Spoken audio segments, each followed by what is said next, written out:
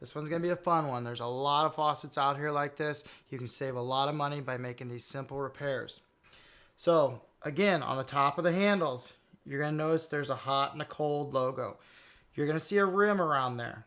What it is this is just a cap pushed in there. So you can use your fingernail, you can use a butter knife, a razor blade, anything to get underneath there, and you pop these caps off. When I disassemble this faucet, I'm going to keep my right hand parts on my right hand, my left hand on my left hand. So I'm going to set my cap down. I'm going to go over here and I'm going to take my other cap out. That just exposed 2 Phillips screw heads right down there, and that's what's going to hold your handle onto your cartridge. So I'm going to grab my Phillips screwdriver. I'm going to start with my handle. I'm going to hold on to the handle, and I'm going to loosen my screw. Once I get that screw out, I'm going to take this handle, and I'm going to set it right behind this faucet. Go over to the other one, hold on to the handle, undo the screw.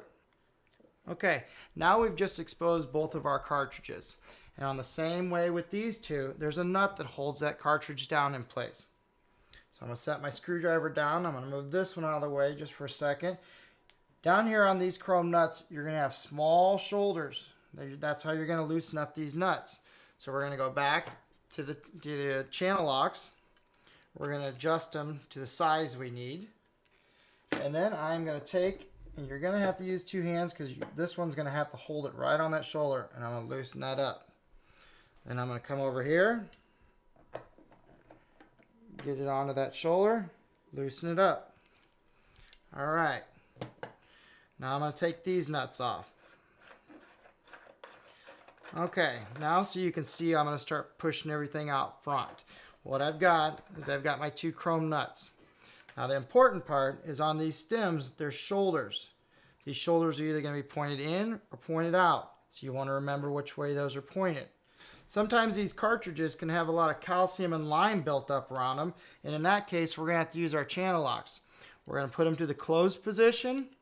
We're going to hook onto the top of this part of the stem right here. We're going to get as much of that stem in the throat of these channel locks as we can. And we're going to lift straight up. That'll help you get it out. Okay, so remember, that shoulder was pointed in, so I'm going to set it out here. Now, obviously, there would be a sink basin here, so you couldn't set your parts out, but I want you guys to see a good look of what's inside this faucet. Same way on this stem, we're going to hook onto it. We're going to lift it out. Same way, shoulder right here, pointed in, so I'm going to point my shoulder in. Cup and the spring are still in place, so I'm going to put my small screwdriver right down through the center of them. Lean it back, and I'm going to pull out the cup and the spring. That's the part that seals the water to the bottom of the cartridge and allows the water to shut off. So we're going to set these over here. I'm going to show you some things about these products before we put them back in. We're going to go over here and take out the other cup and the spring. And we are going to set those down in the order they came out. So when you look into this faucet, this was at the bottom, this was on this, and this was on this. Okay, so a lot of times with these faucets, they're notorious for clogging right below these springs. It's a small orifice. You have a lot of water moving through there. You can get calcium and lime built up. So the same little screwdriver that you pull out your cups and springs with, put those down that hole, put it down the hole, and just kind of move it back and forth. It'll break up that calcium and lime. Okay, now that we've got all of our parts out and we see what we need, you want to take these in hand down to your Westlake hardware store, and they'll set you up with the genuine replacement parts for your faucet. When you come back to your house, you're going to want to lay them out just like you took them out. So the first thing you're going to do is grab a hold of one of the springs. You're going to see it's cone shaped. It's bigger at the bottom than at the top. You're going to take your cup, which is solid at the top, but dished out at the bottom. You're going to set that on top of your spring. You're going to put your small screwdriver back through them. Hold those up on your screwdriver. Put your screwdriver tip right down in the port where you took them out. Jiggle them off your screwdriver. Then just kind of use your finger to push them down into where they go. Same way over here. We take our cup, put it on first.